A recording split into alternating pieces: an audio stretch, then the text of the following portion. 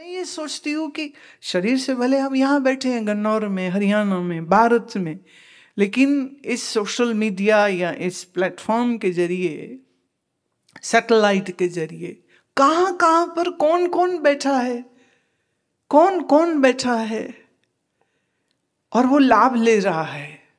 तो ये इतना सुंदर सिस्टम देखो, मेरे बनाए तो बना नहीं ना, तो फिर कोई तो है ना मायाधारी जो ये लीला कर रहा है, जो अपनी खबर खुद उन तक पहुंचा देता है और उनका जीवन अच्छा मार्गदर्शन प्राप्त करके, वो शरीर से मुझे कब मिलेंगे नहीं मिलेंगे मालूम नहीं, लेकिन जो सिखा रही हूं वो एटलीस्ट उनके जीवन का हिस्सा तो हो चुका है ना।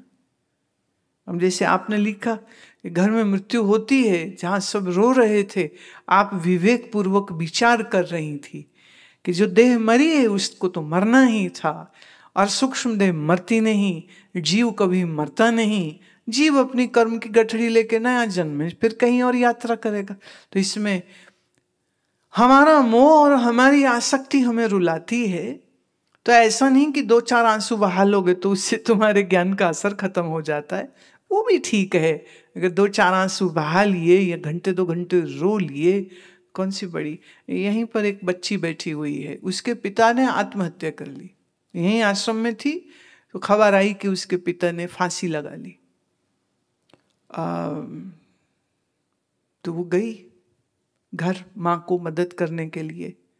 जब वापस लौट के यहाँ आई तो उसने कहा कि मेरे लिए ये सब ऐसे था जैसे कोई नाटक का दृश्य हो रहा हो, और मैं बिल्कुल द्रष्टा होकर के सब कुछ देख रही हूँ। पुलिस की कार्रवाई, रिश्तेदार, ये वो सब जो भी होता है वो सब कुछ हुआ, लेकिन संभली रही। खुद तो संभली, माँ को भी संभाला, भाई को भी संभाला।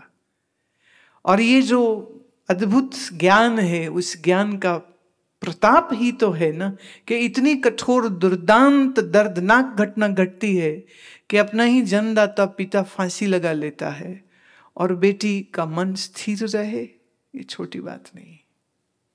तो इसमें महिमा किसकी? ज्ञान की महिमा।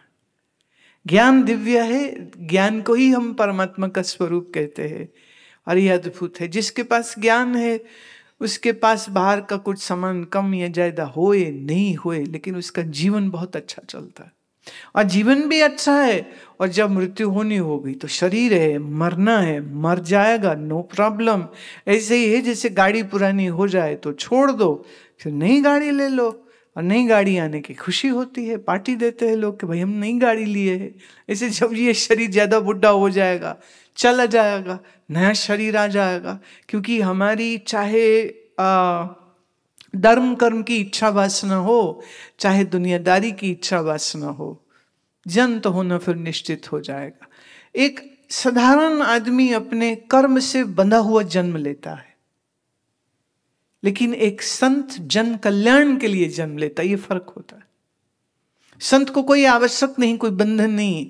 ऐसे ही जानो जैसे एक जेल में कैदी भी हैं, 400-500 कैदी हैं, पर उसी जेल में जेलर भी रहता है।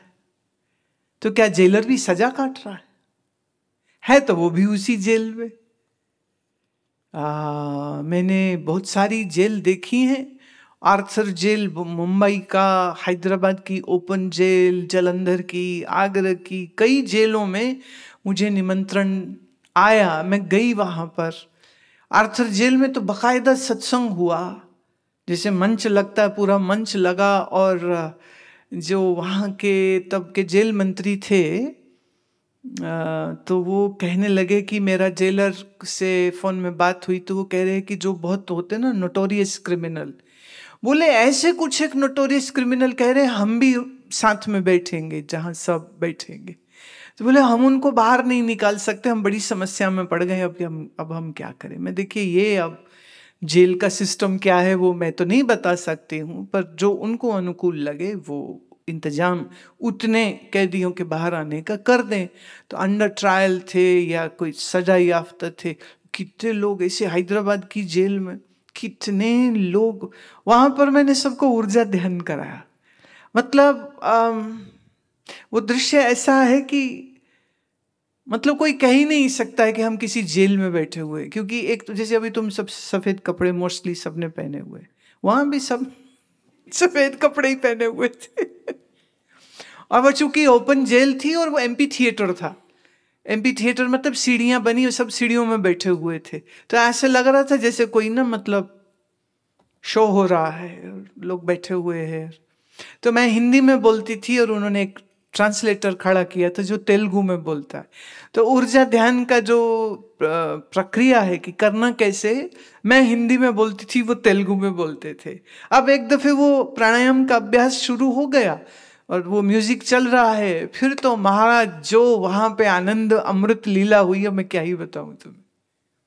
इतना खुश थे वहां के सब लोग।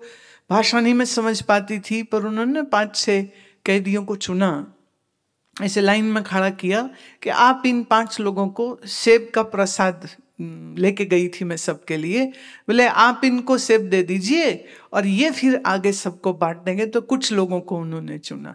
मुझे आज भी याद है वो आदमी 10 साल की सजा काट रहा था, बाद में मुझे बताया। तो उन्हें जब ऐसे हाथ अपने जो ऐसे किए ना मेरे सामने प्रसाद लेने को, उसके हाथ इतने जोर से कांप रहे थे, आंखों से आंसू आ रहे थे। तो मैंने पूछा कि क्यों रो क्यों रहे हो? कह रहे मैं अखबार में पढ़ा था कि ऐसे आप आई हैं, हैदराबाद में सत्संग हो रहा है, और मैं सोचता था कि मैं तो यहाँ जेल में बैठा हूँ और मुझे क्या मालूम था कि ये दिन देखने को मिलेगा कि आप खुद जेल में आएंगी और सामने से मैं आपको मिल रहा हूँ और आपसे प्रसाद ग्रहण कर रहा हूँ। तो कह रहे मेरे से ज्यादा भाग्यवान और कौन होगा। अभी मैंने इतना ये संवेदनशील विषय है। मनुष्य भूल से, कभी कभी गलत स्वभाव से गलत कर्म कर लेता है, लेकिन जब उसको प्रेम, ज्ञान और सौहार्द मिलता है, कोई कारण नहीं है कि वो उसमें न जावे। तो जेलर में जेल भी है, जेलर में कैदी भी है, दोनों में फर्क होता है। ऐसे ही अगर इस सारे संसार को हम जेल की तरह देख लें तो ज्यादा लोग जो जीव हैं वो अपने कर्मों के भुगतान भुगतने को आए हुए हैं, सब सजा काट रहे हैं। लेकिन इसी संसार की जेल में संत भी रहते हैं ना। संत भी है, जैसे जेल के अन्य कर्मचारी पुलिस वाले होते हैं जो आते हैं जो जाते हैं अपनी इच्छा से आते जाते, पर कैदी थोड़ी अपनी इच्छा से आ जा सकता है। तो संत महात्मा ऋषिगण इसी संसार में सबके लिए मौजूद रहते हैं, ताकि जो भटक गया है, जो अपनी राह भूल गया है, जो अपना स्वरूप भूल गया है, उसको प्रेम से, ज्ञान से इस सतमार्ग पर ले आए। तो महात्माओं की कितनी बड़ी कृपा होती है। जिंदगी में ज्ञान प्राप्ति करने का जो चाहत होती है ना, वो चाहत भी जल्दी किए नहीं होती।